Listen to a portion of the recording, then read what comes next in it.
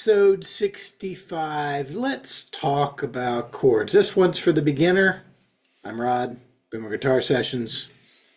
How are you? Anyway, this one's for the beginner, or the beginner-ish.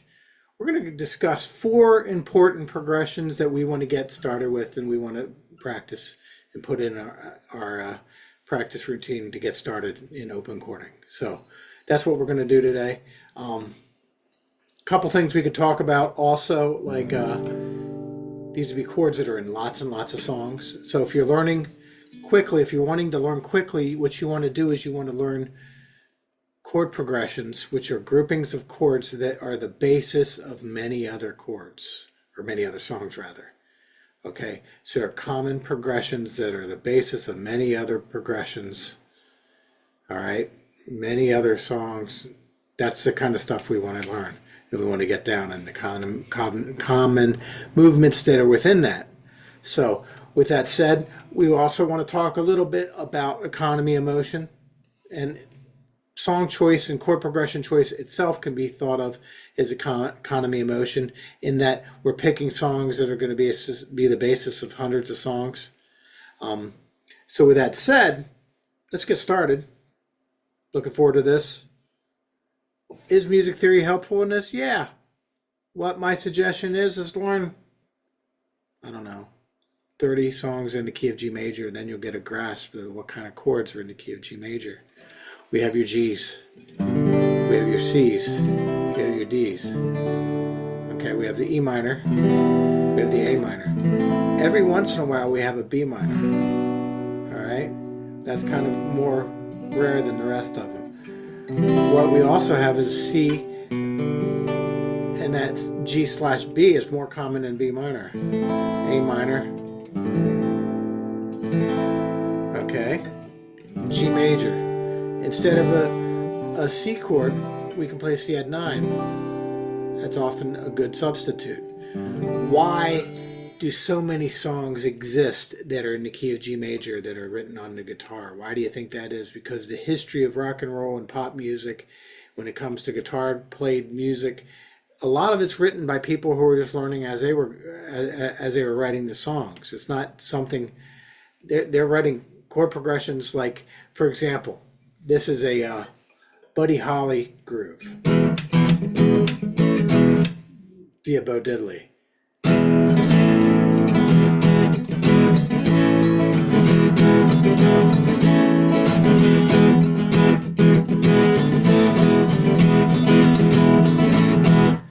I'm gonna tell you how it's gonna be. You're gonna give your love to me.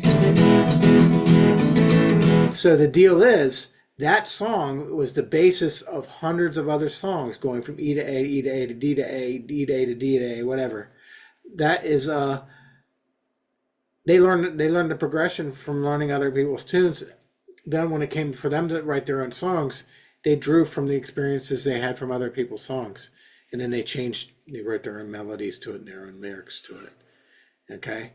So with that said, the same could be for G major. So in G major, we have the number one G major chord progression, I would say, would be G to D, E minor, C.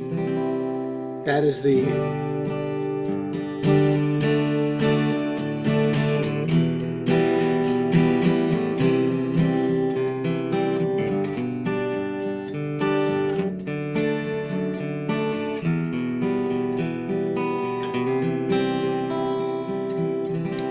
what is sometimes called the axis progression. Okay, it's probably the most famous chord progression to come out in the last 20-30 years. All right, it's just a small town girl living in a lonely world. It's 1,000 songs. Okay, now if we change that up, replace one chord, that's another 1,000 songs. Instead of E minor, we go A minor. So there you have 2 different G major chord progressions. And also we want to talk about economy of motion. When I'm moving from G to D, that third finger is what I call the scout finger. That finger moves not. That is like the segue finger. E minor to C, the second finger is the scout finger. It is the in-between finger that gets us from point A to point B.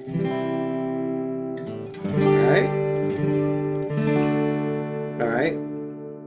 So, and then A minor to C. Now, each of these two progressions, the G, D, E minor, C, and G, D, A minor, C, you can figure out the minor version of them by starting on the minor chord. So, if I went from E minor, C, G, D, that's another 1,000 songs. All right. If I did A minor,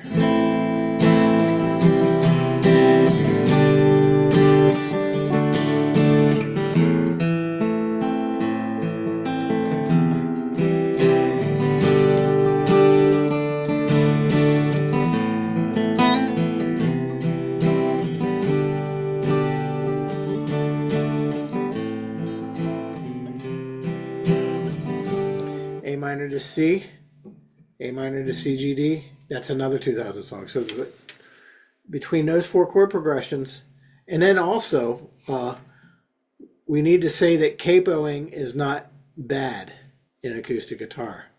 A lot of electric guitar players find it cheating, but I don't necessarily agree with any of that business.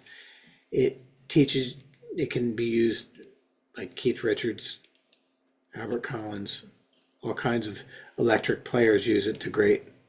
It's a great tool, the capo. It gets you into a key that is right for your voice, and also you can be playing the sound, things that sound like open chords, which is a wanted sound. So the 4 progressions. So always economy of motion. Those 4 progressions.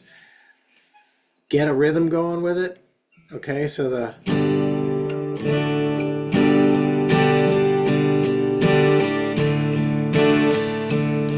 and then find songs that have those 4 chords. Now inside the Guitar Collective, we have all that. We have all that stuff. So with that said, if you have any questions at all, break the chord up.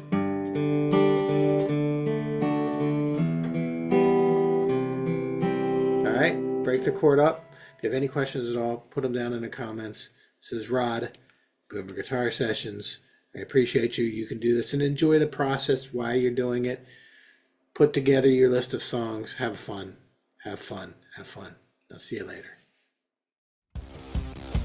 Hi, this is Rod from Boomer Guitar Sessions. I personally wanted to thank you for being part of our community. If you like what we're doing here and you want to see more of it, please hit the like, subscribe, and share. And this helps me spread my musical messages to all over the world. Thank you. I appreciate you. And always remember,